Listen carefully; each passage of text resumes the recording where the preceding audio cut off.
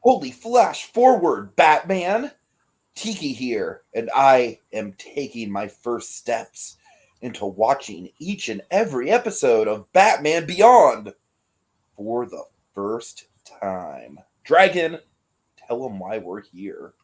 Well, you see, folks, long ago, I made a vow to educate Tiki in the ways of Batman the Animated Series, serving as his spirit guide to Gotham in a way, but that was the past, and we must now enter the Batman's future. And that brings us to Batman Beyond, Episode 1, Rebirth, Part 1. And I gotta tell you, Dragon, we are off to a good start. That's all Yeah. I can say. I think this it's obvious that this is kind of like a part one and that there's more to come within the story, but it's so good. The setup is so good, Dragon. I'm very much looking forward to talking about it. Yeah, I would have been shocked if you really were not feeling this one. I mean, obviously there would have been others. There would Well, have been yeah, others I that. don't know, Dragon. This is just kind of lame. I usually like flash forward stories, but this just doesn't do it for me. Because if the opening of this, It's not like we pretty much established all of the core themes and ideas of the whole series in the first 20 minutes, and we're not even done with the pilot story yet. yeah, You know? yeah, because if the prologue to this story didn't grab me, I would have kind of thrown my hands up in the air, like, okay, I've failed as a mentor. No, obviously the prologue to this story grabbed me, obviously. Okay. All All right. right, so let me give you a little context. Now, of course, this being our first episode of a big leg into our journey, this episode might be a little lengthier than the rest, so I'm just a lot of front loading to do here, so just bear with me. I mean, perhaps, but I also feel like the episode is very simple in its structure. It's basically just a bunch of laying out the fundamentals. So I don't think we have to drag things on too much. I'm sure that there's probably some flags you'll want to plan along the way, but I Well, think the sure. episode structure itself is simple enough. Well, I meant with the background, like the origin of the series kind of Oh, stuff. gotcha. I'm sorry. That's Okay. Yeah, naturally. mostly That's that. I going to be mean, a bit longer, of I course. mean, there Okay, is going go to ahead. be, yeah. That's mainly what. Okay, so let me Sorry, I thought you clear. meant talking about the actual episode itself. My bad. Go ahead. Okay, so this was directed by Kurt Gaeta, and Tiki, this is a name you're going to hear a lot. So Kurt Gaeta, this guy, he's been around since the beginning. He was a board artist on Batman the Animated Series. Just to give you a little example, one of the board artists on Heart of Ice, Big one. and he also went on to direct a lot of great Superman the Animated Series episodes. But most, in regards to Batman, though, just to give you a few of the greatest hits from Kurt Gaeta from the new Batman Adventures. Hit Old Wounds, which is a big, a big one. That's kind of a lot of correlation with the themes of Old Wounds to this episode. Sure. Sins of the Father, the Tim Drake introduction, kind of a street level kid, in which we kind of do somewhat of a street level teen here. Oh, very much so. Absolutely. And Judgment Day, which was the last episode of the new Batman Adventures. So Kurt Gaeta, basically, he had really stepped up. He was always kind of like a favorite in the room, and he basically he stepped up when they did Superman. Then, of course, since we loved his work on Superman, then he knows Batman. Let's give him the big. Let's be in the big guns. And then, of course, we start off very strong here. This episode's very much kind of like writing the book on how we're going to do the series. So we have some of the big brains behind, basically our big producer powers on this. We had the huge, awesome writing duo on this. We had the great Paul Dini. Dini did not. Apparently, Dini only wrote he was in the room probably for a number of the episodes as a producer, but he wrote specifically 4 episodes of Batman Beyond. This is one of them. Okay. So he wrote part 1 of this. This feels like one of his, for sure. Oh, for sure. That's what I'm saying. So Dini, he did, of course, famously did a whole number of episodes people love, but in terms of some of the greatest hits. He's Paul Dini, man. The name Frickin' Dini for itself. There's Heart of Ice, World's Finest, and Holiday Nights. I bring up Holiday Nights because we're approaching January. Holiday Nights ends at New Year's. Why not? I'm gonna hold on to my Christmas spirit as long as I can before Valentine's Day comes to kick my mental ass. Anyway, okay, the other writer on this, the great Alan Burnett. Yeah, I saw those two together, and I was like, oh look, it's the Lennon McCartney of the Batman crew. Yeah, Bernie. It's funny you mention these. They have made Beatles references, amongst the Batman creative team. It's really funny. That's funny. So that's the thing. So Alan Burnett, he was on this, and when Alan Burnett writes something, it's a big deal because Alan Burnett's awesome. So he, of course, did with Paul Dini. He did an installment of World's Finest. He did most famously Two-Face. That was Alan Burnett's baby from Batman the Animated Series. He very much has a stamp on Two-Face, which also brought it full circle with the last time we saw Two-Face in the new Batman Adventures with Judgment Day. So again, it's very full circle with Burnett there. So him very much, he's always been like the godfather of Batman animation. He's kind of like the Michael Uslan of animation for Batman. Uh-huh. Okay, studio worked on this was Dong Yang and Coco. I guess is at the time where Dong Yang's kind of there, but they're pretty much like the Lennon McCartney of animation studios for Batman. Sure. I'm just gonna keep making Lennon McCartney jokes, Dragon. I kind of picked up on that, yeah. No, I'm kidding. I'll stop. But yeah, so this is when, honestly, Batman Beyond is when Coco really flourished, and then Coco was put on the other stuff like the Justice League and so on and so forth. This Coco is pretty much did all the episodes of. I'll be shocked if we come across one that Coco did not do, but Coco essentially did all the Batman Beyond episodes. Uh-huh. And yeah, so this is again obviously Dong Yang kind of folded in there, but until Coco really kind of essentially. They're leading the charge. They did Sub-Zero, did episodes of Superman the Animated Series, and from New Adventures, did Holiday Nights, Old Wounds, and very stylistically impressively, Legends of the Dark Knight. Which, of course, gave us a taste of Batman in the future with the Frank Miller Batman. Oh, yeah. It's very full circle. Okay, so let me tell you the origin of Batman Beyond. You're probably wondering, how the heck did this thing come into being? So, the head of Kids WB at the time, at least the head of programming, Jamie Kilner. Now, Jamie loved the new Batman Adventures. He brought him in. He brought Bruce Timm Allen. I believe Bruce Timm Allen Burnett. I forget if Dini was there in the room or not. But the point being, they have like the big brains from Batman. They're brought in.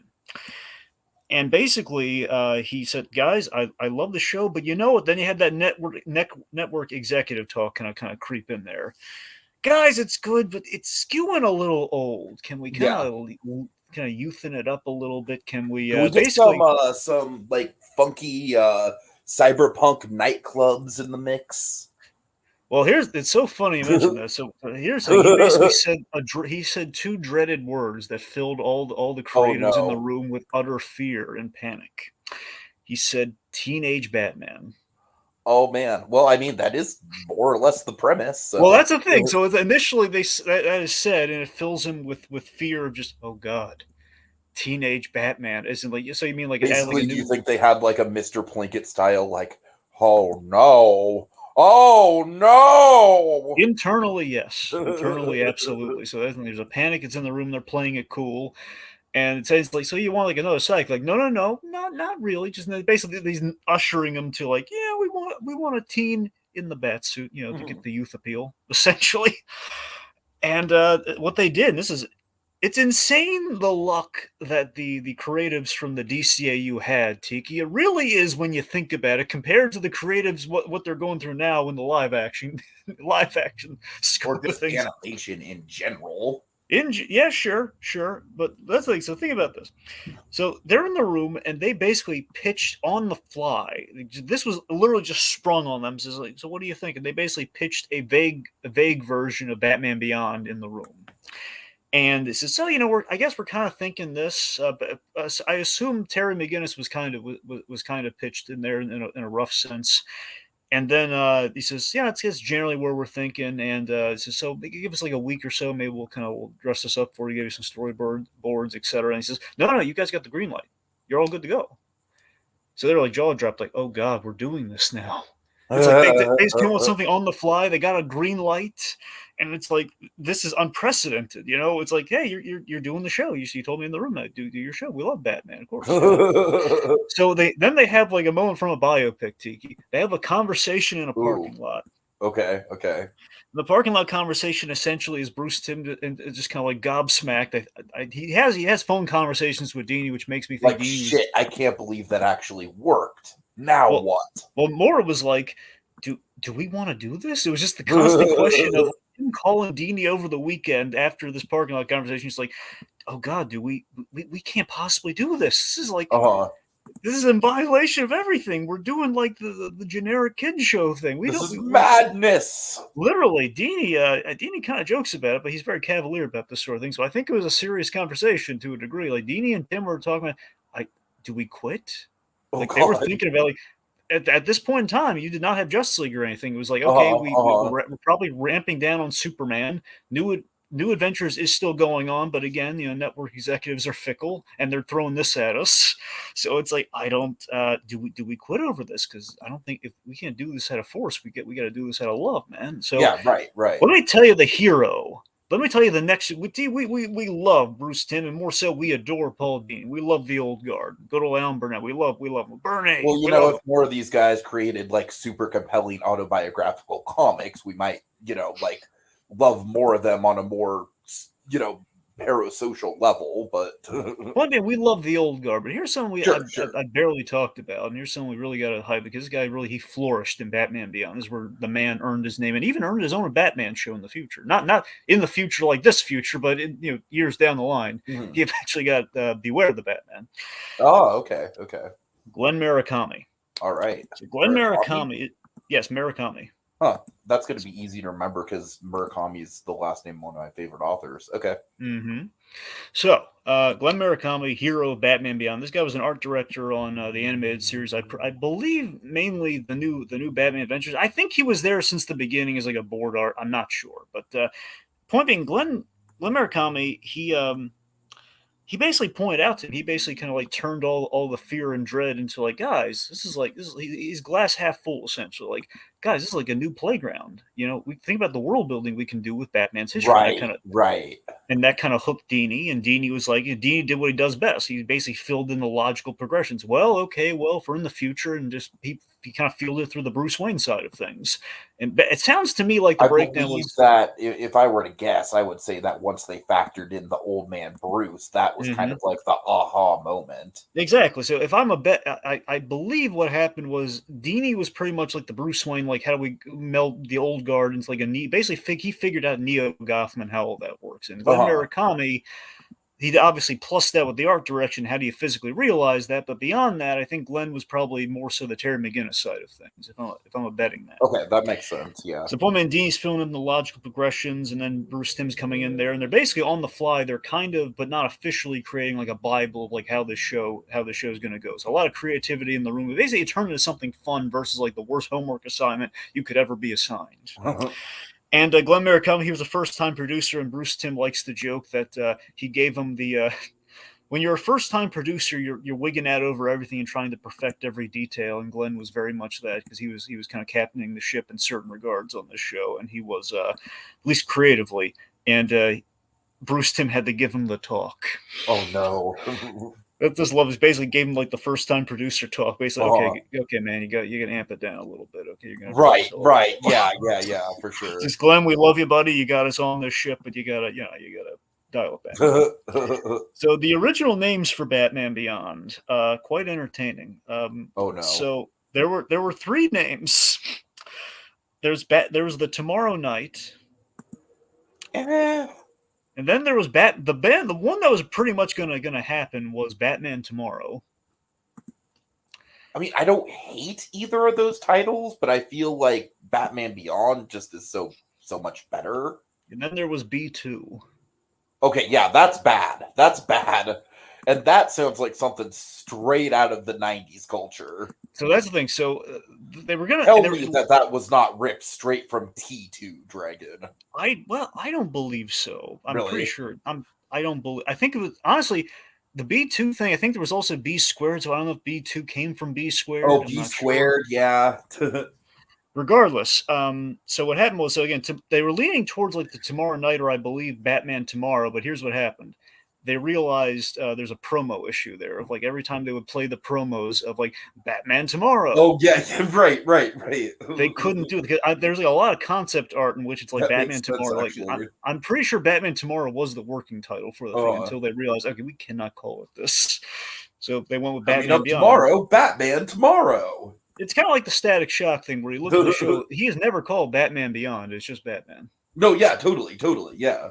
Okay, so last, as I kind of hinted at earlier, there was no Bible on the show. They did not have time to figure because it was so on the fly compared to every other show that they've done. This is the first time this has ever happened because of the green light. They were literally just like flying by the seat of their pants throughout this show, and it's amazing the results they turned out. Yeah, I'm looking forward to seeing a show structured like that because it's been a long time since we've indulged in something And that just didn't have a Bible.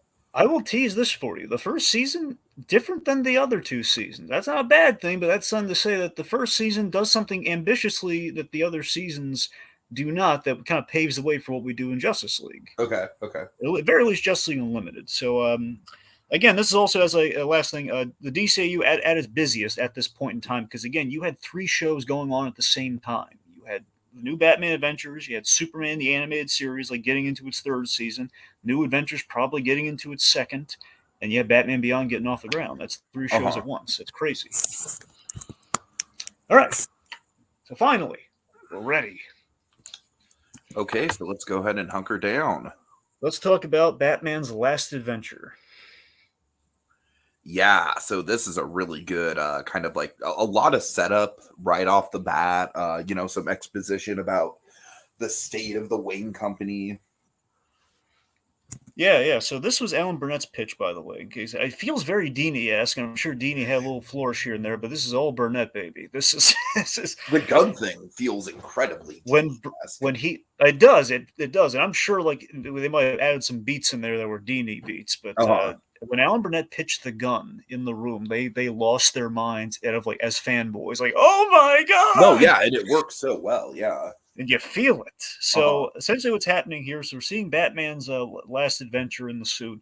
Bunny Vreeland. This is Dini though. So Bunny Vreeland was Veronica Vreeland's daughter. I mean, we never basically we're in building the future here. So this is roughly. I'll get into the timeline briefly because I don't want to make your head spin. Essentially, this is like 20 to 30 years since Batman the Animated Series. So basically, this is like Bruce Wayne, probably age 50 or 60. Gotcha. That's all you need to know. So, point being, in that time in the future, so Veronica Vreeland has a daughter, and she's been kidnapped. Of course, Veronica Vreeland was like the high society lady that was basically Bruce Wayne's high society connect that got kidnapped by Harley Quinn and dated by the Penguin. You remember that? Yeah, I do. Yeah. Anyway, so this is her daughter who's been kidnapped, and we have some exposition on the news. Here's a flag to plant, Tiki. Okay. Pre-Amanda Waller, this is CCH Pounder as the news anchor. All right. I won't tell you why to remember that. Just remember it. Okay. So we set up Derek Powers gunning for Wayne Enterprises. Now I can tell Derek Powers is he very much feels like he's going to be like Dragon. If I were to guess, like right off the bat, what the difference between season 1 and seasons 2 and 3 that you hinted at is, I'm guessing that there's going to be like an ongoing conspiracy with Derek Powers that is going to be like kind of like running through the season. Essentially, yes. Which you gotta remember, Tika, this is none of the other animated series have ever had this sense of continuity because they play to be kind of like you watch them in any order, practically. Unless it's a 2-parter. So that was a rare thing. We didn't do one again until Justice League Unlimited. So it's very rare that we have this. We have like a building. We have a building. Although the last season of the new, or what was it, the Batman and Robin Adventures, or I'm sorry, I'm bad with the names of. Okay, what do you mean, the revamp one? Yeah, the revamped one. Yeah, the new Batman Adventures is the revamp. Yeah, that one had like a taste of continuity, a sprinkling of continuity. Well, that's continuity, T. I'm talking about there's continuity. Like, I guess there's a difference between maintaining details of the story and like a running story that goes episode to episode. Like, I think serialized is what you're looking for, but yeah. Right, exactly. This is serialized versus episodic, but episodic with continuity, I think, is what you're referring to. And then I take it that seasons 2 and 3 get a little bit more episodic. Well, yeah, but that's just per like what all the other shows have been up to that point. So yeah, it just goes a little more like, okay, well, we can't. Mainly because they don't have like a lead villain like that. Because again, the big thing, I'll get into this later in the series, but one of the big things they decided to do on this show that everyone and their mother anticipated the show was going to do, and they took a left turn in a good way, is we're not going to recycle the Batman rogues, as these are new villains. So because of that, you did not necessarily have like, okay, and there's. So we basically have big evil businessman is like the main boss of the first season because of that. Yeah, in that case, yeah. Which again is kind of we have a villain with a story, which I won't get into I won't get into the full range of. I want you to kind of experience that. Anyway, I just want to throw out there, he feels like the red herring character from Big Hero 6 if that character was actually like threatening. Right, if Alistair Cray was Yeah, Cray. Yeah, right. played by Alan Tudyk in that, yes. Indeed. So, point being, we exposit on the news that Derek Powers is gunning for Wayne Enterprises, and Bruce Wayne has been like shutting this down for like the third time. So this guy's been really insistent about like I want Wayne Enterprises. Mm-hmm. All right, so we see That's the sort new of Bat. something that the Nolan films will go on to kind of explore, sort of like the power struggle for who actually owns Wayne Enterprises. Oh yeah, no, for sure. Of course, it's so funny because Nolan watches Batman the animated series, Indeed. and we actually have a Nolan reference in this episode. Oddly enough, No, how? well, I mean, sorry, obviously it's not a Nolan reference. I'm saying it's Nolan possibly in a very slight chance that Nolan would have watched Batman Beyond. And Oh, I think I know what you're talking yeah. about. I think I know what you're talking about. Just a slim chance, but I'd like to think, It's well, a no line watch. delivery, right? Yeah, it's a certain line. Yeah, okay, we'll get there when we get there. Yeah. Anyway, so we see the new Batsuit. I thought you were talking like, wait, did they work in like a fucking Memento reference? No. All right, I'm sorry. Go ahead. All right, so we see the new Batsuit. What do you think of it? I freaking love it, Dragon, and it was such a cool surprise to actually see the original Bruce Wayne in this new costume, because of course this costume is just iconic to Terry McGinnis. I love the reds. I love the fact that he's basically like perfected the suit basically being one big shadow. I think it looks great, and like I said, I was thrilled to see this sort of like one last job thing, and to actually see Bruce Wayne in the costume. Yeah, so a couple things. One, just because now it's occurred to me, I should have said this earlier, just so we can say in the first episode, regardless. So again, folks, Tiki, the only feeling you had with Batman Beyond really was you have seen Return of the Joker. I watched the Return of the Joker movie once as a kid. I barely remember anything about it, and it was the censored version. I know about the big Jason Todd reveal in that movie, but that's really about it. That's really all I know about that movie. Other than that, I'm pretty much going on based on purely pop culture osmosis. Right, so I just want to plant that flag for the kids. So Tiki's, again, it's the same kind of thing we usually do on the show. Just that's the only thing that he's remotely seen. It's been years ago, and he saw the censored version of that, kids. So he's still in for a big surprise. Okay. Anyway, so the bad things that occurred to me going through this with a fine-tooth comb is that he streamlined the outfit to compensate not only for his age, but it's compensating for the age of Bruce Wayne, but also it's less theatricality because he just physically can't contend with that anymore. So he's made the suit practical, and he's kind of, that's why we've taken away the cape, because it might have been an encumbrance. He's enhanced the strength of the suit. There's a flight and gliding capability. So I like that there's a great logic to why the Batsuit looks the way it does outside is looking cool in the living shadow thing. Mm-hmm. Okay, so we have our kidnappers who are ransoming off Bunny Vreel, and they got their $5 million. And there's no honor with these scumbag ransomers. It's like, kill her anyway. Like, come on, ransomers! If you're gonna kidnap somebody, right, you got to deliver them alive. Okay, none of this body part business. It's nasty. Shame on you. Anyway, I think that would like be something that would really, really piss off Barry Berkman. Oh, absolutely, yeah. It would. So these scumbags they're gonna kill her despite getting the money and everything. So then Batman. So again, this is a great left field, the great kind of left turn we take here. So Batman seemingly he's taking them on as per usual. The thing we've seen a million times, disarming them. He's taking them out in the way we like to see him. He's punching them across like the wings of this little airplane hangar. Disarm him, throws him around, but then something happens. So I have a question. Yeah. When you were watching this for the first time, were you not sure if it was going to be Bruce Wayne or Terry McGinnis in the suit before you hear Conroy's voice? I mean, looking at him, just looking at the build, it's like... No, I know. Looking at the build, it looks pretty obvious. But at first, I wasn't entirely sure if this was going to be like a flashback or something. Obviously, once I hear Connery's voice, I'm like, wait, am I saying Connery? Jesus. Just now you said Connery, but yeah. Oh, my God. Hearing Conroy's voice, obviously, I pick up on, oh, okay, this is Bruce Wayne. But I think the first time I was watching it, which I'm pretty sure was like my nostalgia Batman Beyond, was probably the Toonami earrings, probably. And regardless, I think it was like the first time you watched it. I wasn't, you know Batman. Then you're watching Batman Beyond. I don't know if I had like the stubborn Dragon Ball Z thing with Batman Beyond. Of like, this isn't my Batman initially. Then you're watching, you fall head over Uh-huh. heels for it when you realize, okay, no, it's old Batman.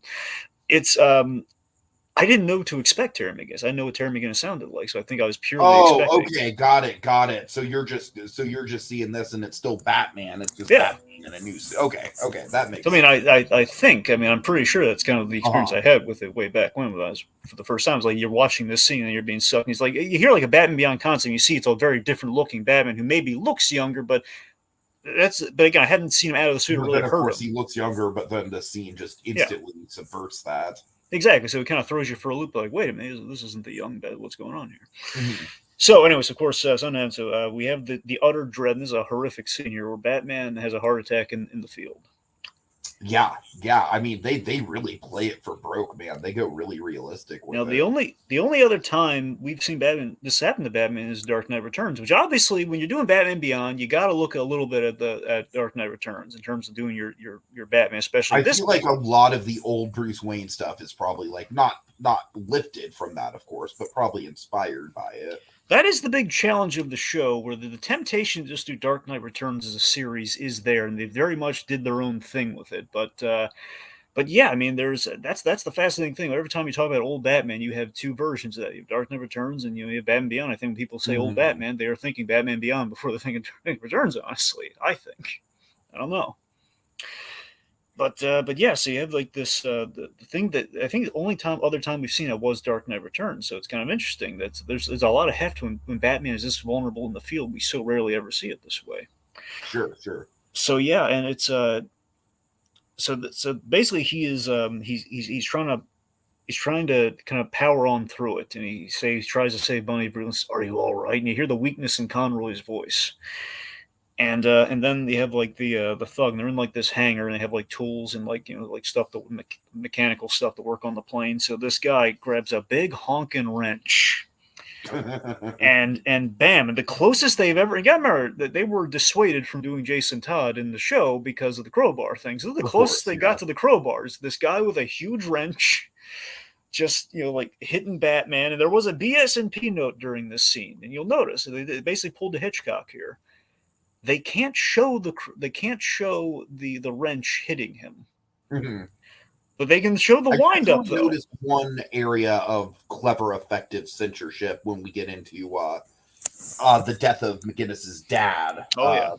But yeah, it was another, like you said. I don't mind when they,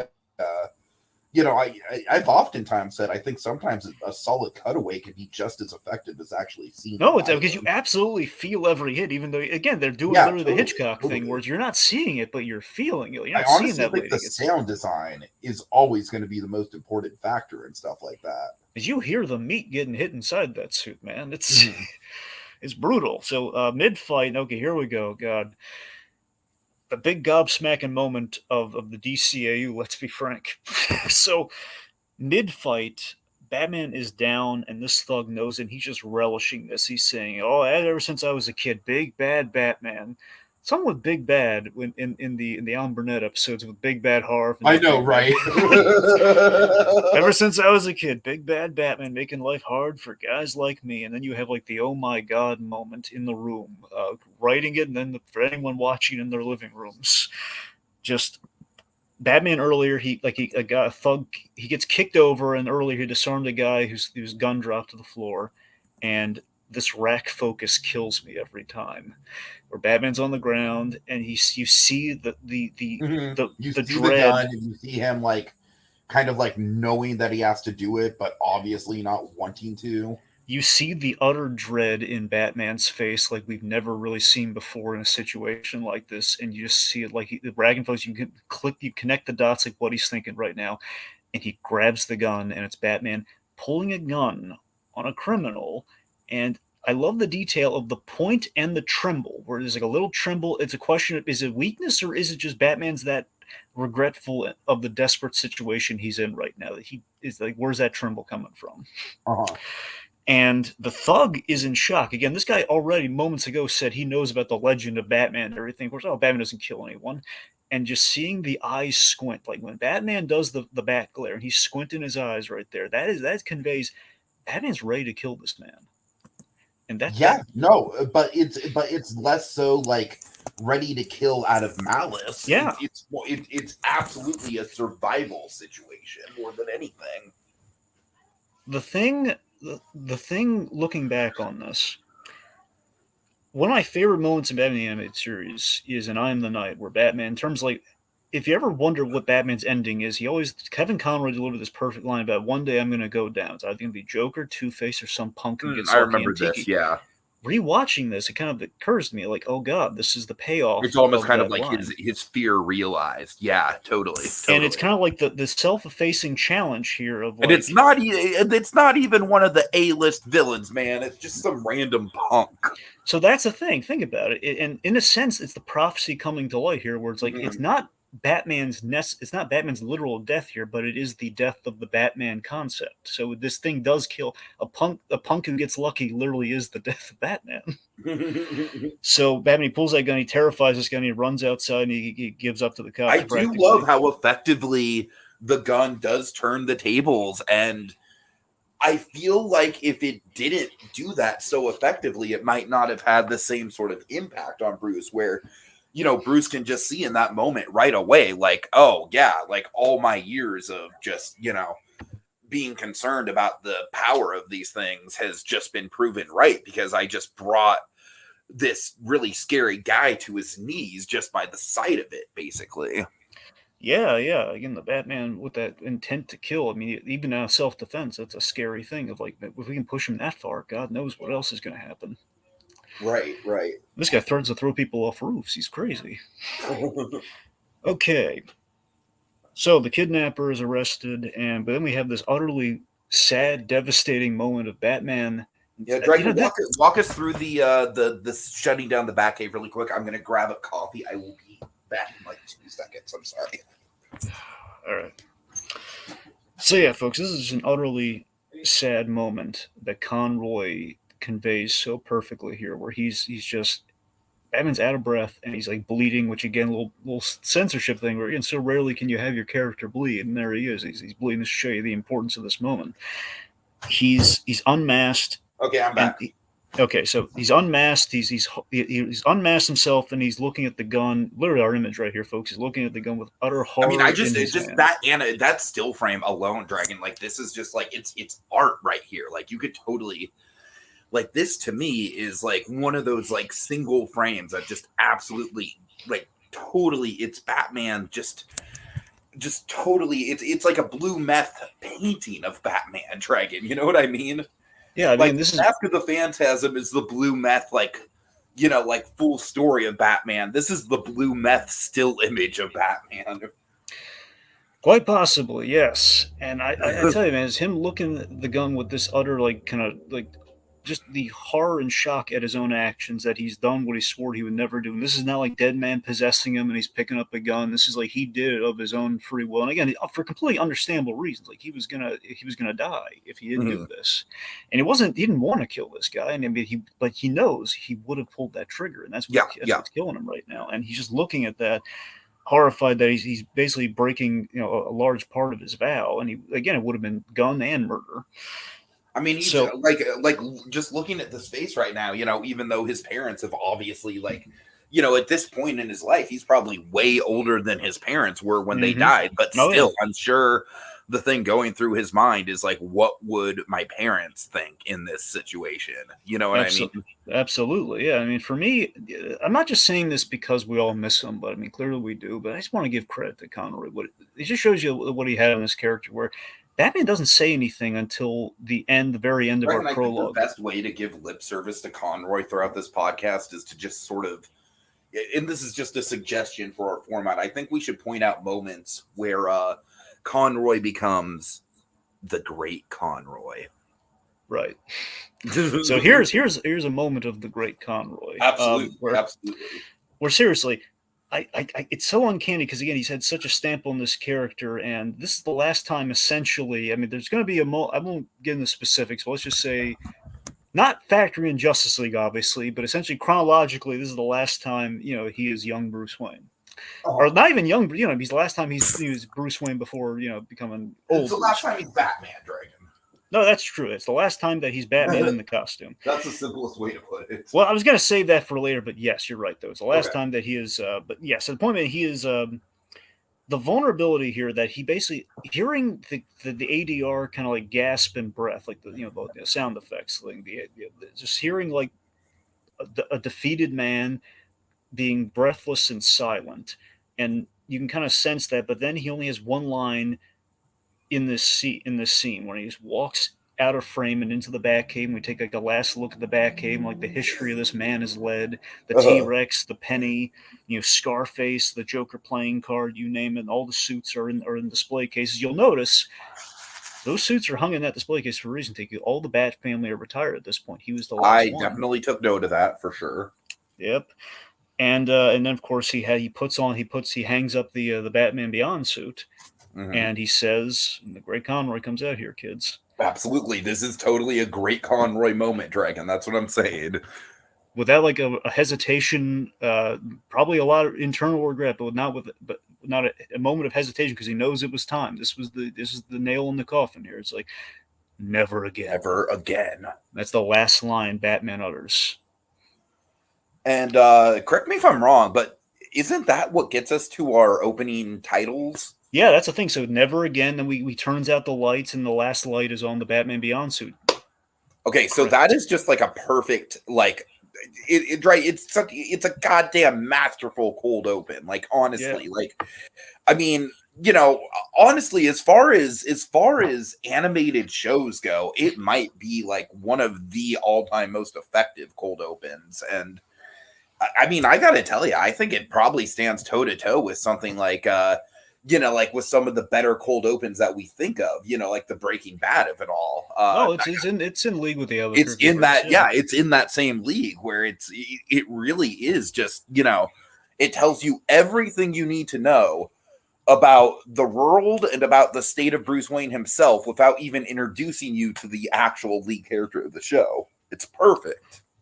Yeah, so we should know this because we don't have to talk about it only on their episodes. The opening. T, what did you think of the opening credits? Well, it's funny you ask, Dragon, because I actually, back in my day, I wouldn't really watch the episodes, but I did really like the opening credits, almost as like a music video. So I do have I have more nostalgia for the opening credits than I do for the show itself. And Dragon, here's the thing: like, I'm sure there were probably moments where I would, watch a snippet of an episode from time to time, right? Like, we're not going in quite as blind as we are from Batman the Animated Series, but I don't think that in my entire time, like, it was one of those shows where I would, if I saw that the opening titles were going on, I would make a point to watch the opening titles because they're fucking awesome and we can break them down in just a bit. But I don't think it's one of those shows where I don't really even think that I sat through a single episode from front to back for whatever reason. But yes, those opening titles are freaking awesome. I mean, they're very of their time, but in a good way. Yeah, I mean, it's kind of vicious. They're kind of mixing some styles here. I actually met the guy who did the opening titles, by the way. Really? Nice. Yeah, so Darwin Cook, the great comic artist. Oh, Darwin Cook. Okay, of course. Big name. Unfortunately, he is. I'm sure the opening titles are far from his biggest, contribution in his career. Yeah, that's the thing. You gotta remember, I've met Bruce Timm's contemporaries. I met like Dave Bullock and Darwin Cook are the guys who are very much like they all share a Bruce Timm style, which is why the opening is very much kind of in that Bruce Timmy style. So Darwin Cook did this, and you'll notice like they have like this maquette. It's so funny. It looks almost, some people thought it was CG. It was actually just a maquette they put on a Lazy Susan. They turned it around for like when you see Batman like in a crowd being circled, and then you see old Bruce Wayne coming in the frame. That's not CG. That's a maquette on a Lazy Susan. Mm-hmm, mm-hmm. But yeah, the opening it kind of sets the tone, and again, it's something very unique. Where the original animated series is like it's the '89 thing of like you don't need to say Batman, it's Batman. Where in this case, this is like it basically conveys this is the new Batman and he's cool. That's essentially what it conveys. That's pretty much what this whole opening is. It's like it's giving you, okay, this is the rock and roll Batman, Mm-hmm. Yeah, it's the rave Batman. All right. Yeah, a lot of rave imagery for sure. We've only scratched the surface on the rave stuff. I'm sure we have. I'm sure we have. Didn't even go inside the club this episode. Oh my god. We haven't even gotten there yet. Dragon, I have a question. Are there multiple clubs? I mean, pretty much. I mean, oh man. Okay, I'm excited. I'm excited to explore that side of things. I'm pretty sure it's multiple clubs. I don't think it's like the same club. I like the idea that there's like multiple different clubs that we explore through. Oh, okay. I love the idea that this show actually has like a nightlife scene. Now there's definitely a nightlife, but I don't want to say like we're gonna spend time like developing it like it's Fish Mooney's Place from God. No, I know. I'm sure, but just the fact that we get a variety is really cool. To be fair, they all might essentially be just rave stuff, but okay. I'm sure it all, Dragon, like I said, just in the fabric of my own imagination, I think it's cool that Terry McGinnis isn't just going to the same rave place every time. Yeah. Anyways. Okay. So, points we have our opening mix of some styles, looks cool, get you in the aesthetic of what you're in for, and then that music puts you in the mood for Batman Beyond. So, we have our setting. The music here, just slaps, man. I mean, it really does. It's so darn catchy, isn't it? And how amazing is it? We're so used to orchestral from Batman the Animated Series, and this comes. But the guitar just fits. It fits so well. It fits so well. I can't explain why, but it almost kind of reminds me of the da da da da da da. Yeah, yeah, for sure. It's got that same sort of like energy and catchiness. I mean, honestly, the only thing I can think of is that it is kind of like a youth appeal sort of thing, but it's youth appeal that does have like I think it's kind of youth appeal, but it kind of hits like the orchestral kind of zenith that the original orchestra did, where basically the way we play later in the series, like when we hit like the crescendos, but with rock and roll, it's kind of Dragon symphonic rock is a there you go. That's the better. Yeah, it's a symphonic quality too. All right, so let me talk about metal is more of a thing, but symphonic rock is also a thing. Well, okay. So let me talk about our setting here with Neo Gotham, because I'm going to try to breeze this so we don't have to dwell on it for all the other episodes. So okay, so there's a big question on like when Batman Beyond exactly takes place, and Bruce Timm has gone on record saying it's 50 years from whenever you're watching it. So essentially it's like 50 years from whenever you watch it, and or 50 years from Batman Beyond. That's from Batman the Animated Series, and or the new Batman Adventures, which I would say don't get bogged down in the math. All you need to know is Bruce Wayne in this show is like because it's like 3 seasons. We have a birthday episode in the 3rd season, which I believe he turns 80, and so he's like 78 to 80, or just if you want him to age, then he's 78. If you just want him to be 80 throughout, then he's 80. Gotcha. So that's essentially how old he is, which means the show takes place either 40 to, I think it more so takes place 40 years from the new Batman Adventures, but let's just say it's 40 to 50 years somewhere, because Batman's like 30 to 33 years old. Again, I don't want to get you lost in numbers. It either takes place in 20. I'm not a numbers guy, Dragon. This is losing me a little bit. I know. I'm just getting it out of the way so I don't have to worry. All right. The point is, people have tried to crunch the numbers on this. It's technically impossible. I don't care. It's sometime in the future. Bruce Wayne is old now. I get the idea. Minimum 4. Just it's like at least 4 decades in the future. Right. All you need to know. That's 4 decades. Bruce Wayne's like 80. That's all you need to know. Right. Yeah. Okay? Exactly. Like I'm not Dragon. I am not one of those people that's going to be like, wait, Dragon, we have to figure out exactly what the timeline is. Yeah, but you get it and the folks get it, so we can move on. Yeah. It's in the future. Decades in the future. Okay, so Neo Gotham aesthetically. In the year 2000. 49 to 39. Okay, so Neo Gotham, Tiki. What do you think of Neo Gotham? Getting a look at it. Honestly, I haven't really seen a lot of it yet, of course, but I like what I see so far. I definitely like the kind of the cyberpunk touches to it. Mm-hmm. I'm excited to explore it further. I don't really have a ton to say about it so far. I like what we've seen. Well, I want to draw folks, because again, being the first episode, they did want to kind of get you kind of eased into a few things in this introduction to Terry McGinnis. So, there's obviously a bit of a Blade Runner vibe. So the idea is like only the affluent or the government officials have flying cars. So that's where which I like that idea. I think that's a lot like, I think that's a lot more realistic than the usual depiction of flying cars in the future. Yeah, it's like flying. It's like new cars versus old cars, essentially. It's kind of. I feel like in our current future, we can just replace the flying cars for fucking literal spaceships. and it's the same basic concept. Right. What are you building for him now? A rocket ship? Right, yeah. It's like, Drake, we got public transportation rocket ships before we got flying cars. That's madness. Okay, so Anyways. so here's the interesting thing I really want to point you to though, Teague. This is big. So this is a really cool idea. So instead of the subway car like you usually have, what they have is it's kind of like an elevated subway car. So it travels up a building. Yeah, I kind of noticed that. I kind of took note of that. That is definitely cool. So the idea, it does kind of remind me of like how they depicted Coruscant and Andor, kind of like how the whole thing is very vertical and grungy. yeah. So the idea is that there's a class system in Gotham, and basically, like if you live on like the lower side of like you're in the lower side and you Right, go exactly upscale. like So Coruscant. Yeah, yeah. precisely. But yeah, Uh-huh. and I think I'm trying to remember it. Well, when did we did Coruscant in Phantom Menace, right? Well, yes, but I'm using Andor specifically because Andor was the series that really showed us like kind of like the bottom tiers of Right. Coruscant. We hadn't really seen that before. Well, Andor. you're right about that. Anyway, yeah. So it's similar to that. Yes. Uh-huh. So point we have like a class thing. So Terry McGinnis is probably like a lower to like middle kind of section there. He's going to the school, which is probably not on the top level, probably like somewhere in the middle. Uh-huh.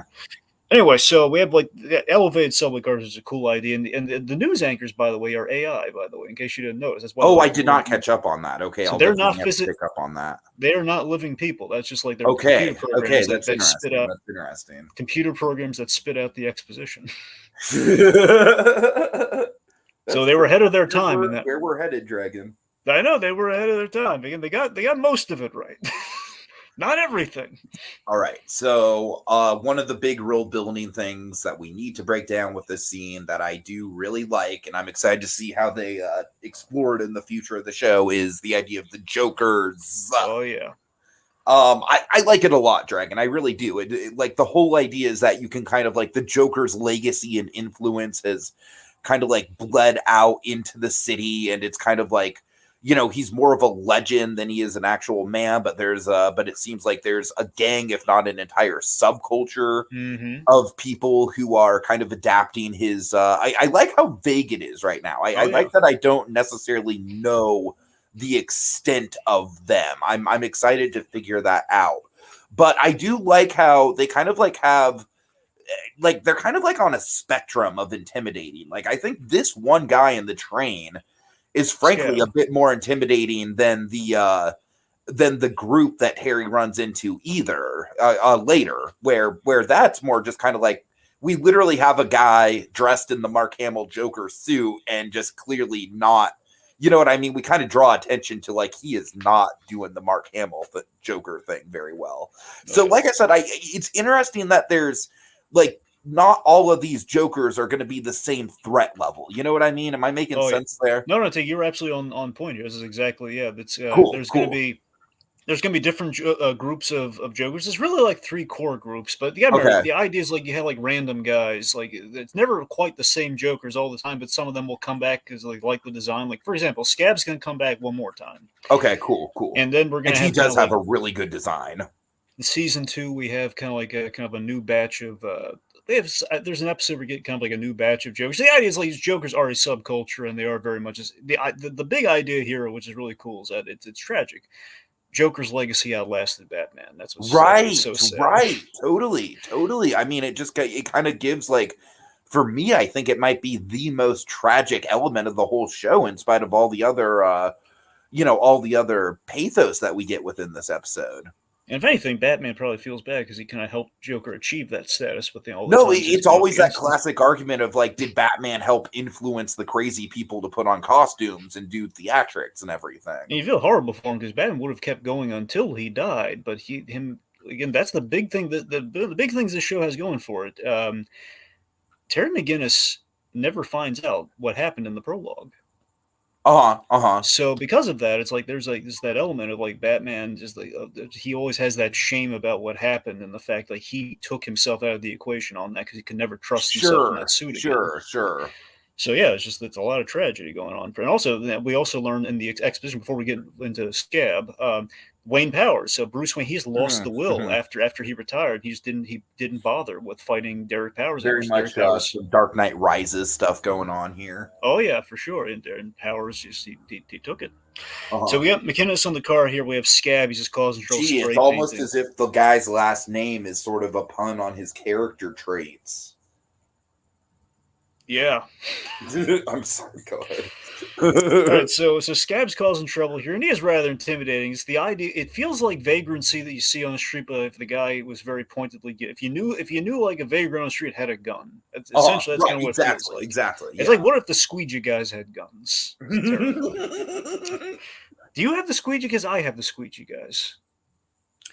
Dragon, my homeless problem is getting really bad in town. Not necessarily squeegee guys, but Well, I don't have homeless squeegee guys. I have teen squeegee guys, so it feels very. You have teen squeegees? I have teen squeegees. That's so weird because the squeegee guys that I remember were like the grungy looking homeless dudes. Okay, Yeah. that's weird. Now I'm intrigued, but this is a whole other conversation. Point being, it's like there's no intimidation here. We have this poor lady on the Are they subway. doing it as a trend or what? That's so weird. I'm sorry. Go ahead. Point being, Scab kind of sees this one lady kind of like bare her teeth like in fear, and he says, "Oh, I made you smile." He basically wants a recompense for the laugh, like he's a beggar, and he basically steals her purse and Terry McGinnis sticking up for the little guy. He like shoves I him. made you laugh. You give me cash. Oh, you're shy. Never mind, I'll just take it. He takes the purse, and then Terry gets into a fight with him. And yes, I tell a joke, you go broke. Okay, I'm sorry, I'm done. Good lines though. Thank you. And yes, Scab, he basically scares this punk off here, where you think, oh, he's going to mix it up with Scab, and the door opens. Later, and he just gets out of there. Good animation on Scab, I gotta be honest. I like the asymmetrical design of him. He had like the big boxing glove with like the spikes on. That is rather. Yeah, totally. Okay, so we're at Hamilton Hill High, which is named after Mayor Hamilton Hill. So we have a lot of so there's one of the cool things about Batman Beyond is that there is an element of Spider-Man applied to it, which as a kid is like my boyhood wish fulfilled. Like, oh god, what if Spider-Man and Batman knew each other? So I'm guessing this dude, the wrestling dude, is Nelson, I believe his name is. Yes, Nelson Nash is Flash Thompson. Yeah, but he doesn't have the growth of Flash Thompson. But yeah. Okay, fair enough. Yeah, but no, that's what I'm saying. It doesn't have like there's not like an arc or anything with Nelson. Right, Nash. It's just hey, if you remember Spider-Man, he's kind of the Flash Thompson kid. And do you know who voices Nelson Nash? I do not. Seth Green. Seth fucking Green. That's why he has red hair, Seth Green. Motherfucker, dude. Oh my god, I love that. And the gag is like because Seth Green's persona in real life is just so non-physically threatening. He's like 3 feet tall, practically. Yeah, right. Oh man, that's delightful. So yeah, I'm gonna have to look out for him. Yeah, they got a lot of teen talent here. Like Rachel Lee Cook plays Chelsea here. Anyway, so you have Dana and you have Chelsea. Now these are some of the students you're going to see a bit of because Dana. One of the unique things being the Spider-Man setting here, we have a bit of a high school setting which we never saw Batman have to attend. Thank goodness. We almost did. That one show was going to get off the ground, but that didn't happen. It turns out, Master Bruce, you have to go back to school and complete your senior year. And that's just like the fucking setup for like season 5. Yeah. Batman High. Well, again, there was almost a Gotham High animated show. No, I'm not talking Gotham High, Dragon. I'm talking Batman High. God. Anyway. So, point being, you have... you have to be high to want to watch Batman High. All right. I'm sorry. Point being, there's a Spider-Man element applied to Batman here with Batman Beyond. We have Dana, we have a Batman with a girlfriend, which we've never really had before. Yeah, and so far, I don't have much of an impression on her, but I like her. She seems supportive. So we see Terry is doing some extracurriculars. He's on the wrestling team, kind of getting out some of that teen angst, and he's wrestling with Nelson. He's wrestling with Nelson. I love that. I do kind of like the implication that Nelson and his girlfriend have wrestled before. Yeah. Yeah. So again, they're working in some adult humor. They work a little bit in the DCAU. So they're trash talking each other. And he compares him to the Joker he fought earlier, and then Now, I do like the realistic way that this fight elevates with Nelson spitting in Terry's face subtly, and then Terry throwing the first punch and getting blamed for it. Like, that is definitely some realistic, like, aggro bullshit. Absolutely. And of course, we never fault the person who instigated the punch. Always the person who punched in response. But Dragon, I think we as a collective society should agree that always, like, if someone fucking spits in your face, they're the problem. They're the problem. Yep. All right. So, especially in the age of COVID, people don't do that. Now, yeah. Okay, so so essentially, we gotta have a beat on Terry here. Terry has a temper. He's a good kid with a temper. He's a little bit of Jason Todd in him, one could say. You know, a little bit of that kind of that street kid, that tough kid. You know, but he's a good kid.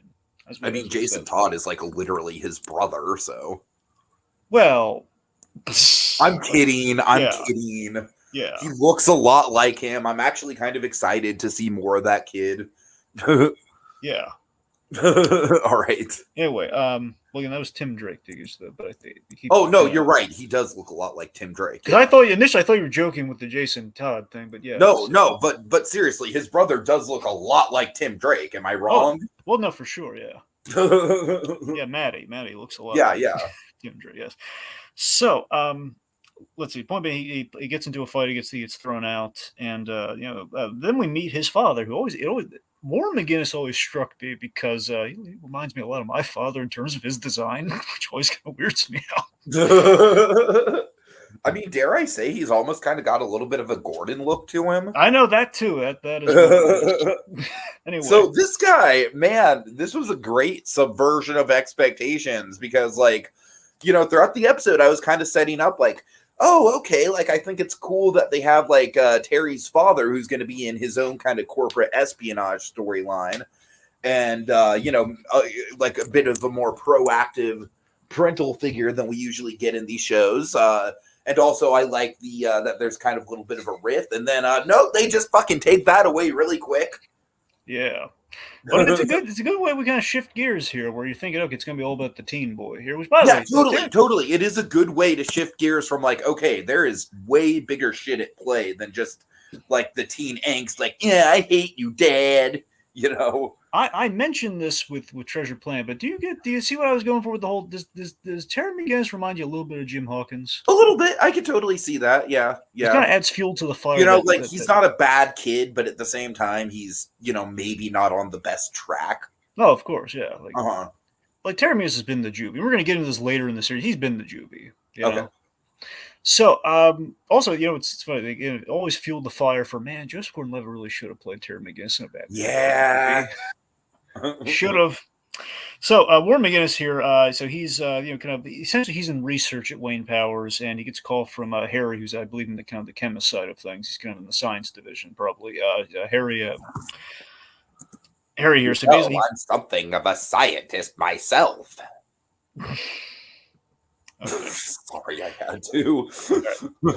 So anyway, Harry here, he basically calls Warren asking for a meeting here, and he's being watched by Mr. Fix. Mm-hmm. This guy's gonna be trouble. I can tell. Yeah. So honestly, Dragon, when they ominously cut to him in the background at first, I was like, that guy's going to be a delightful supporting comic relief character. I can't wait. Well, we found Butch Gilzine, kids. There we go. No. Right. No, so you're gonna love this. Design wise, because again they wanted to shake up the usual like guys in suits thing. Because you can't quite do like the 40s, kind of like timeless gangster thing. Makes sense. Yeah. So what they did here is they they pulled from Mike Mignola on this, believe it or not. Mike Mignola, they went for a Victorian design with they went in the past for the suits. It all has like a Victorian design, but one key detail. No lapels. There are no lapels in the future. You'll notice no one has like little lapels. It's all like the little it's like a little slit essentially, and the ties don't go up to a collar either. It's kind of right. Yeah, it's very clever. Anyway, so So Harry meets Warren very shaky. He basically slips him this disc. So again, it's like they have to guesstimate some things for the future. Clearly, we're now either Sure, on sure, flash sure. drives or Yeah. it's like all on a cloud or I something. really But, didn't mind that much. I thought it was a solid kind of setup for the mist. What it honestly kind of reminded me of is it honestly kind of reminded me of how in the pilot episode of Gravity Falls, like Dipper gets possession of the journal, but it's like at that point the writers probably didn't know exactly what the journal was, but it was still an intriguing mystery. Yeah. So he slips him this. So he slips him, this disc, and anyway. What else? We should about the future. How do you feel about the future slang so far? We have like drag and slag. Oh man, Harry, it looks slagged, and we have shway, like all the future. I mean, dialogue. honestly, it just kind of sounds like vaguely British to me. It does, doesn't it? Because like drag is kind of like droog, and all that. Yeah, right. It's definitely got like almost a Clockwork Orange kind of vibe to the vocabulary. I always thought I could never prove this. I thought it was like a nod to Dark Knight Returns with the way the mutants talk to each other, like chicken legs, licking legs, slice and dice, all that sort of. Slice and dice. Yeah, only it was actually more coherent. Uh-huh. Okay, so Harry's unwell. He's got these black, kind of flaky splotches all over him, and Mr. Fix shows up. He's fine, Dragon. What are you talking about? Yeah, I'll be fine. He needs to sleep it off. He'll be just fine. Yeah, so Mr. Fix comes to collect him with the power security team. And I want to plant a flag for the security team, Tiki. Just you don't need it for the show, but something we'll be doing after the show. I just want you to remember. Wait, there's more after Batman Beyond. Just one what thing. The fuck? Not after Batman Beyond. It's a Batman Beyond thing we'll be doing that is not animated. Oh God. Okay. Fine. It's just one thing. Just remember. Just all right. Plant the flag. Okay. Okay. So anyway, we're gonna have more than 6 flags planted when we get through with this, Dragon. Oh yeah. That's something they really should have done. At some point. It's amazing Six Flags never did anything Batman Beyond related. It's amazing Six Flags doesn't really use their. I mean, they use their DC property, but they don't really use it well. So security team, they take him, they inject him with something, and they know, hey, where are you taking him? No response from Mr. Fix, and he is this. And now poor Warren McGinnis, this humble guy, he's gotten involved in corporate espionage, and this is just the beginning of his lousy day. Mm-hmm. Okay, so we meet Derek Powers. So Warren is having a little meeting with Derek Powers. So we finally meet the man who's played by Sherman Howard. Now, fun fact about Sherman Howard. Sherman Howard has played a DC role before. Has he? He played Lex Luthor in the Superboy series, and he's really good. Oh, weird. Huh. Yeah, and he was actually supposed to be Lex Luthor in Superman the Animated Series, and he auditioned for it, but the only thing thank God he wasn't.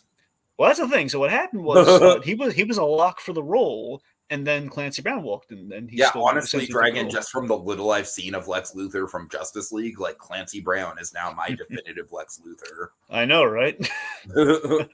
I never thought I'd say that. I always thought I'd associate Clancy Brown just with Mr. Krabs, but no. I mean, God, Lex Luthor is just such a bold departure for him. But it's kind of like the thing with the extras in the Albuquerque verse. Even if someone doesn't get the role, they get filed away and they get pulled back years later. So, hey, we found a good role for Sherman Howard. It's kind of a Lex-esque role. Let's put him in there. Yeah. More Norman Osborn than Lex, but let's bring him in. Mm-hmm. So basically, he's trying to smooth over everything with Warren and basically trying to kind of romance the disc out of him here. So he's saying like, hey, Harry had a reaction from a chemical, an allergic reaction to a chemical at the lab. When can I see it? Monday. Now, when he says Monday, that occurs to me that, oh wow, Monday, that's him planning to do the terrible thing that he does to Warren in that moment there, because he says he's not going to see him on Monday.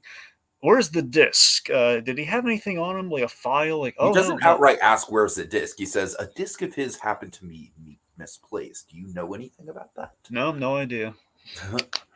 So yeah, he returns home and he checks what's on it, and he's horrified. And I'm not going to tell you what it is yet, but he learns what this thing is, and it's quite horrifying. Mm-hmm. And Terry returns home, and we learn that Terry McGinnis is a child of divorce. Some people have speculated the reasons for this divorce, but we're not going to get into that for a long while. Okay. So, Terry feels that he's unnecessarily being punished right now because he got in trouble for the fight at school, and obviously he was instigated by Nelson. Mm-hmm.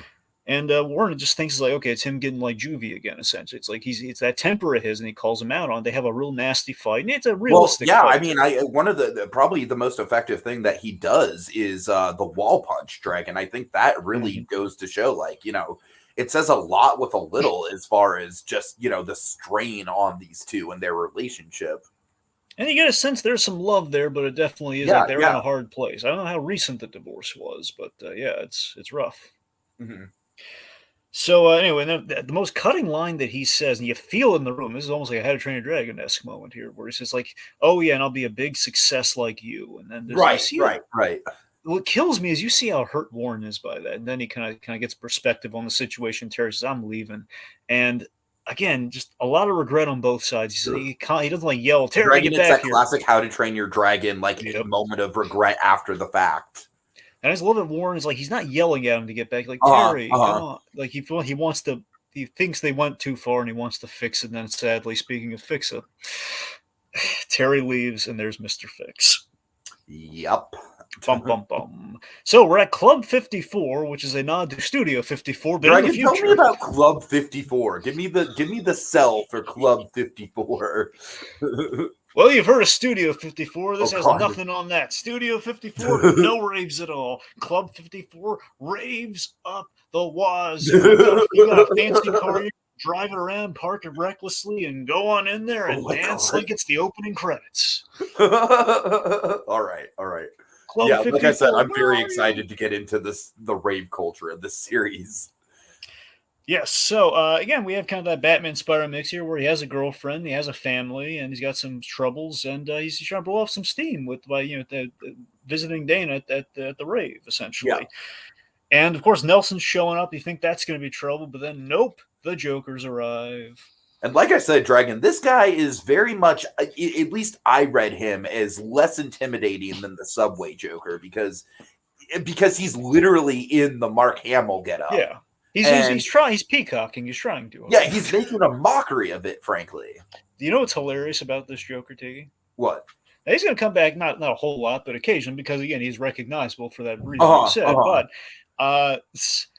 the actor who was going to play this guy essentially couldn't do it, so they got someone else to play the role, and you'll never guess who it was. Was it Mark Hamill? Nope, not Mark Hamill. It was Bruce Timm.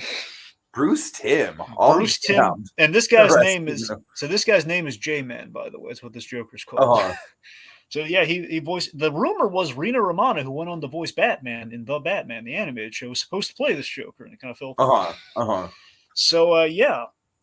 So yeah, they're causing some motorcycle chaos, like on Nelson's car. Dragon, they're motorcycle hooligans, man. They're not jokers. Yeah, and I think one of the pointed moments with old Bruce Wayne later definitely kind of like leads to that. You know what I'm talking about. Oh, I know exactly what you're talking about. So the Bruce Timm, J-Man Joker, he grabs Dana, which is where these guys are about as intimidating as the idiots with the chainsaws at Halloween events that I don't like. I mean, they feel very 90s. They feel very not even 90s. They feel like Weird Science bad guys to a degree. That's a good way to put it. That's a really good Remember, like the bikers from Weird Science? It's kind of like that, only with clowns instead of just like otherworldly, biker guys. So, anyway, so it grabs Dana Terry. He picks a fight with J-Man there, which then leads to they do this twice in the. I mean, they probably do this a couple times. Let's just say, very noticeably, they do a nod to this twice. Once here, literally with the red motorcycle, and then later on in Return of the Joker, an Akira chase. They do an Akira chase. Totally. So full on, we got the Akira chase here, which is why it goes on for a bit, because they're showing a lot of love to Akira. It's all good. So it's a long chase, which ultimately leads to the Wayne Manor estates, and we have Terry swerving to miss old Bruce Wayne. And heck of an introduction. They literally crash into each other. So then we have... imagine if Terry just ran over old man Bruce? He didn't even say hit me. A very different show, Dragon. Yeah. God. It's like the Rick and Morty take on Batman Beyond. No, think about it. He runs into old man Bruce and kills him, but he's still outside of he's still right outside of the mansion. So basically he has all of the all of the tools to become Batman, but without the mentorship. Basically, what you're pitching is the Santa Claus, but with Batman. Pretty much, yeah. Yeah. Yeah, you just have to kill him first, and then you take on him. Yeah. God.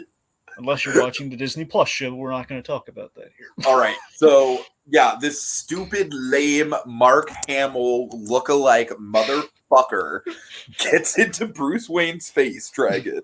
Yeah. Says, "Who do you think you're talking to, old man? We're the Jokers." The Jokers. Then Conroy just delivers that great, "Sure you are."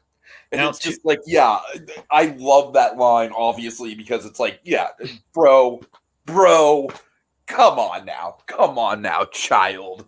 You small child. You are no Joker. I have trifled with the Joker, and you are not it, sir. There are two bits we glazed over here. So that one talk about the Nolan the potential Nolan. Oh yes. Nolan references. So we have the one, the large, kind of the large in shape Joker with the knife. He says, like, let's put a smile on, let's put a smile on that face. Dragon, I totally caught that. I would honestly not be surprised if Nolan put that in there, because that line is very iconic. It was like a big centerpiece of one of the trailers. Like, yeah. I don't know. I think we might have something with that. I mean, it's possible. The delivery is even very similar, I think. Little bit. So then, of course, Bruce Wayne. This is what's really cool about this too, is that they kind of reach deep into like the intention of Dark Knight Returns to a degree. Where, of course, Dark Knight Returns is written in mind with like Clint Eastwood playing Bruce Wayne. So we gave essentially old Bruce Wayne a Clint Eastwood moment here, where he says, "Just leave him alone and get off my property. You're trespassing." Basically a Batman Gran Torino. Yeah, essentially, yes, a Batman Gran Torino. Oh my God, Dragon, that's what we need to see. Just fucking Batman Gran Torino. Just full on, stay off my lawn, Batman. Yeah, that we do. So anyway, then we have the whole "sure you are" with that smile. The fact that he's smiling is what sells. Is the fact that I think on some level, Bruce Wayne is really enjoying this encounter. Oh, totally, absolutely, he is. He's been in isolation for forever. I honestly think he just finds, the way I read it is that he just finds it super fucking amusing that these literal clowns are going to come to his face and say, like, "Ah, we're the Jokers, ooh." And they're not like real threats, you know? No, they're not. Like, that's what I'm saying. I think the guy on the subway was more of a genuine threat. Exactly. It's just the fact that this guy's, it's kind of like Batman taking out some aggression. I hate the fact that these kids are running around dressed like the Joker already. They're on my property and they're about to hurt this kid. You know, it's been a while. I just want to cut loose a little bit here. So Bruce is, I need some exercise, darn. I'm 78 years old. I need some exercise. Mm-hmm. So awesomely with the cane, Bruce Wayne, again, pushing 80, he's still got it, man. He's with that cane. He whoops his butt. He whoops J-Man's butt. Fucking Scrooge McDuck with the cane, man. I swear. I mean, how seriously? It's like a more realistic, more brute force version of the Scrooge McDuck cane. So old Bruce and Terry McGinnis team up and they're fighting the Jokers together, and it's an awesome kind of dynamic duo moment for them, you know. And they're taking them out, and again, Bruce Wayne's. He's getting a little bit of a rush here. He's feeling good about life for a brief moment. Indeed. And anyway, so he hits J-Man with the cane from. I love the last bit there. He hits him J-Man from behind when he's coming up behind him with like the brick inside the rubber chicken, like bam. And let's see. So then they all flee, and then we have like the sobering moment. We all have like, yeah, our fist pumping, like, oh, good old Bruce, man, this is awesome. But it's like, no, Bruce took a lot out of him physically. Yeah, and it's so weird. It's so trippy to see, like, oh man, Batman's got limits here. He's out of breath. He needs his heart medication because he's really pushing. He's in danger right now. And Terry, and we've engineered a situation to put Terry in that mansion logically because Bruce would never invite him inside. Right. So then we get, and this is a Paul Dini edition, Ace the Bat Hound. Okay, I want to say straight up, I love his design. I do remember like bits and pieces with him in the off times that I would watch this show. He was one of the elements that I did kind of vaguely remember. So I'm excited to kind of track the development here because I think even in the first episode, Terry and Ace kind of have a little arc with each other, coming to trust each other. So I'm excited to see what they do with him. Yeah. So also, by the way, not Frank Welker. Oh wow. Shocking, right? I know that is shocking. Yeah, it's a Warner Brothers dog. it's they use Frank Welker for other stuff, but not this. He is they actually recorded a crew member's dog. Oh, that's cool. So that's the thing. It's an actual dog doing the voice of Ace's all of Ace's sounds there, and also they changed Ace in the comics. He's like a brown German Shepherd, and they changed him to like a black Rottweiler Great Dane mix. So he's literally like Scooby Doo. He's like if Scooby Doo and Batman were cross pollinated, you get Ace the Bat Hound. Nice dog, not really. So, also we have a Tom Beast in the comments saying, "Hi guys, hey, glad you could join us for this one." How much you think Joker would want? I think he's saying how much you think Joker would want to kill J-Man when he returned, because J-Man's not in Return of the Joker, but still, if he were though, Joker would hate this guy stealing his act. Absolutely, man. I could see a whole movie of just the original Mark Hamill Joker just going on a fucking like John Wick style killing spree against all these Jokers. Dragon, yeah. Every time we mention the Jokers, I'm gonna try and emphasize the Z even more. I still wish, again, they're not doing this for the new movie. I always pitch like I want to do Jokers in the Todd Phillips universe with the Joker, because it would make sense the way that movie ended, and that'd be awesome. Sure. Like if that Bruce Wayne grew up and he was looking for the original, but all he had were like the imitators. Anyway. So actually, it does make sense to do Jokers in that movie. It really does, right? Now that I think about it. Yeah. Yes, I've been that's a good call. That's a good poll. Yeah. So anyway, so we run to Ace the Bat Hound, and we're going into the manor, and again, this is so sad to me. Again, so it's Wayne Manor. It's like the Gene years of Better Call Saul. It's basically like the Twilight Zone Tower of Terror version of Wayne Manor. You know, where it's all run down and it's well past its prime. Yeah, I mean, the thing that kills me about it is this is the sad part of it for me, is that everything's sheeted up and everything. All these white sheets are put on the furniture because Alfred doesn't clean anymore. He's long past. And it shows you how and I love how we don't really need to know anything about that. It's just like, time. That's all you need to know. It's what happens. We don't need to call attention to it. And so he gets Bruce's pills, and then something we've never seen. Batman actually falls asleep. He takes the pills and he falls asleep. He's not pretending like Bruce Wayne in Dark Knight. He's actually asleep. And he can't, and Terry can't leave because Ace will kill him. Ace the Batman will kill him without Bruce saying, "No, it's okay, boy." So he's trapped in there. So he's like, "Okay, I'm going to call my dad, and we'll figure this out." Grounding of a lifetime. Before he calls Dad, Destiny calls. Oh yeah, in the form of a bat screech. And this is a really cool, homage to the original, I shall take the form of a bat thing. Yep. And also even in Phantasm, we had the bats coming out of the point is bats will always intersect in the origin of the Batman. It's always gonna be the scurry of bats, or at least a bat somewhere. Because again, you have to have the visage of a bat somehow. Sure. A bat from the cave is somehow trapped in the grandfather clock. Terry frees the little guy, and he stumbles into the entrance. And the lights go on, the Batmobile, Batplane, Batcomputer. Then the display case. Mm-hmm. We see all the Bat family suits there, and he basically puts two and two together, like, oh god, no wonder he could fight all those guys. He was Batman. And of course, the moment he thinks that, bam, hit with a cane on the back of the head. Like, get out.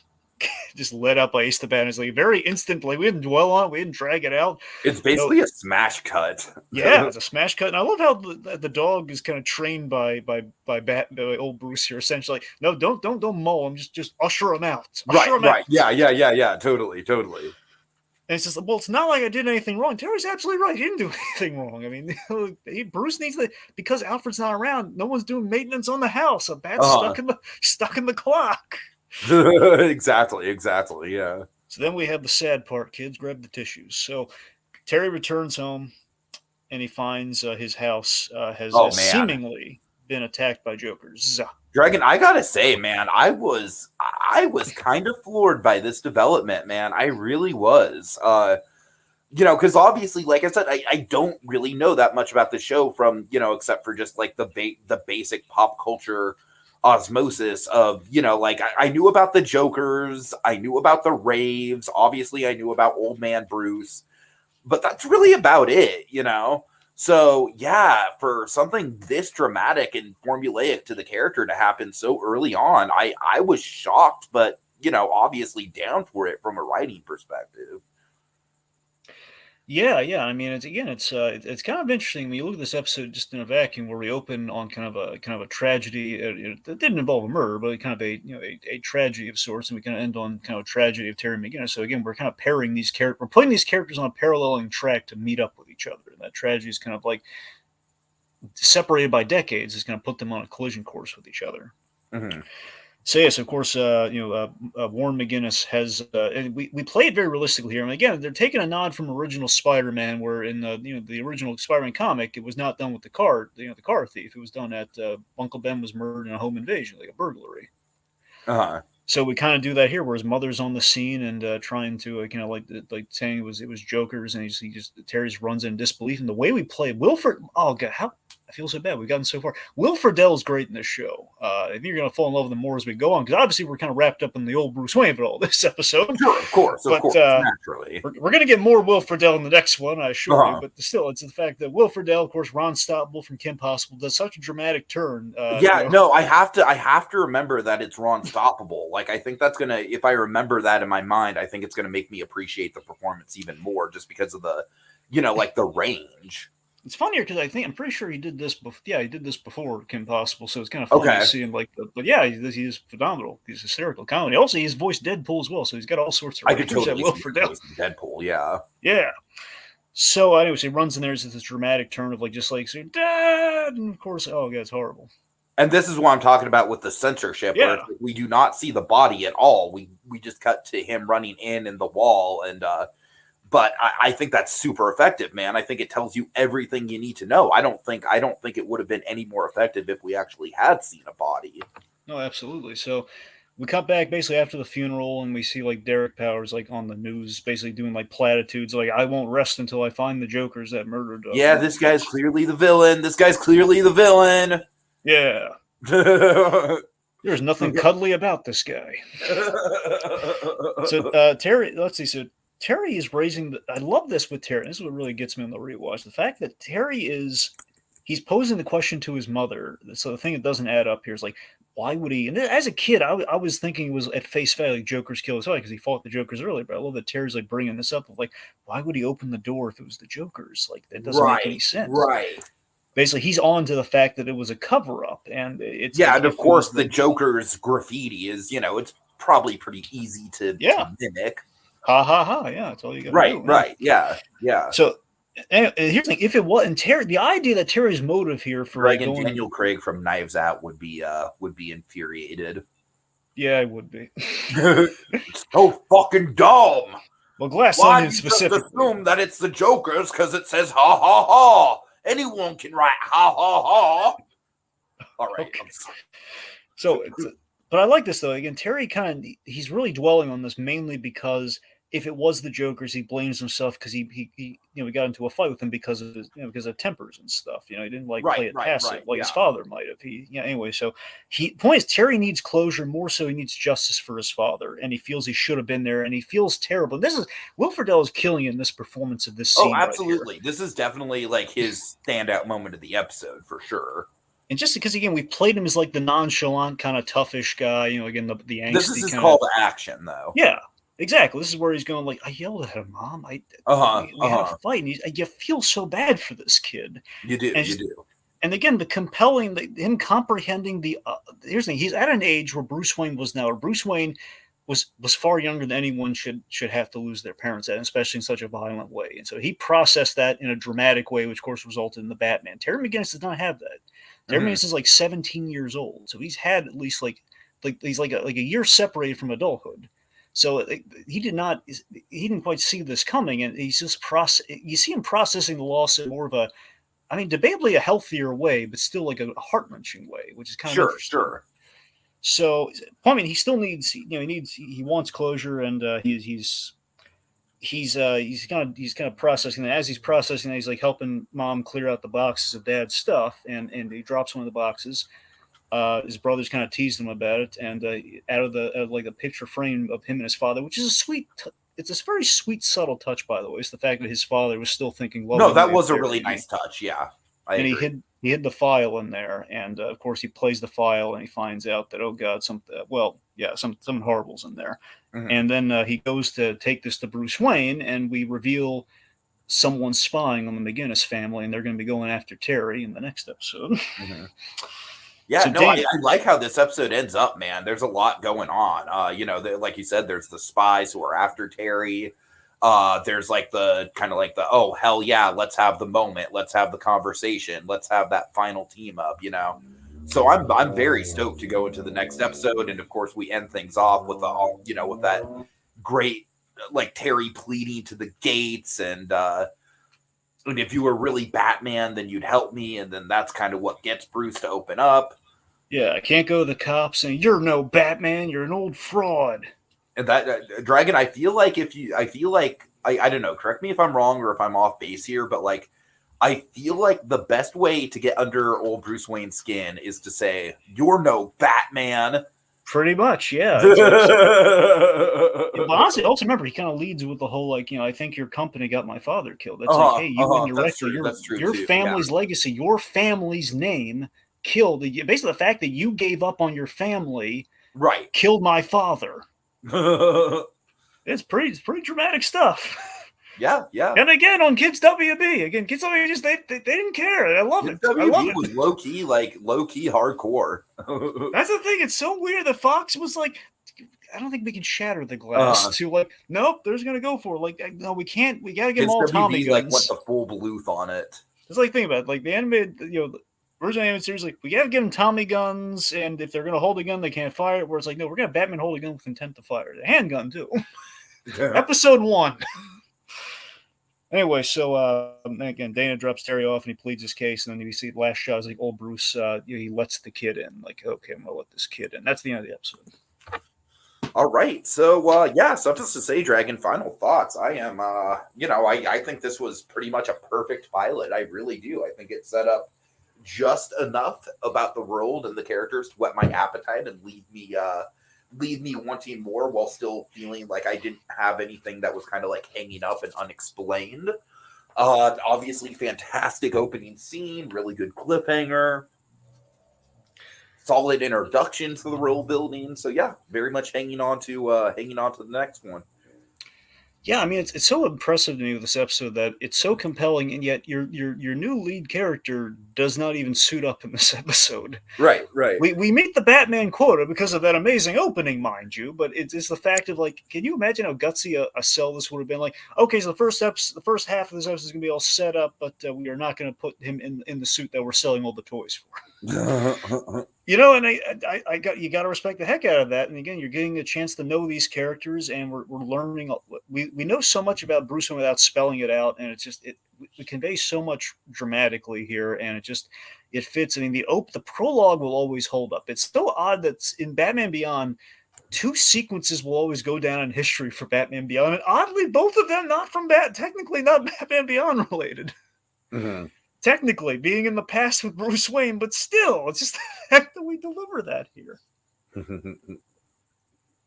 So it's just it's impressive. It still holds up, and it gets you eager to watch more. I got to tell you, man, I already rewatched episode 2 for me for research purposes. I mean, I'm so tempted. Like, I just want to binge it all in one night, kind of, because it's really addictive. You know what? I'm not going to lie. That is definitely going to be a temptation for me as well. That obviously I'm going to have to resist due to the structure of this podcast. But of course. So, I mean, season 1 especially is going to have that, given the kind of serialized nature of sure, experience. But anyway, yeah. So that's looking forward to more. All right. Well, thanks to Atomic Beast for shouting us out in the comments, and Dragon, take us out. Batman returns. A teen in a batsuit. A dynamic duo, decades in the making. Will Bruce Wayne help the McGinnis boy avenge his father's murder? Will Terry get himself killed? Tune in next time to find out. Same animated bat time, same animated bat place. On the next visit to Batcave Beyond with Rebirth. Part 2. For the Jokers.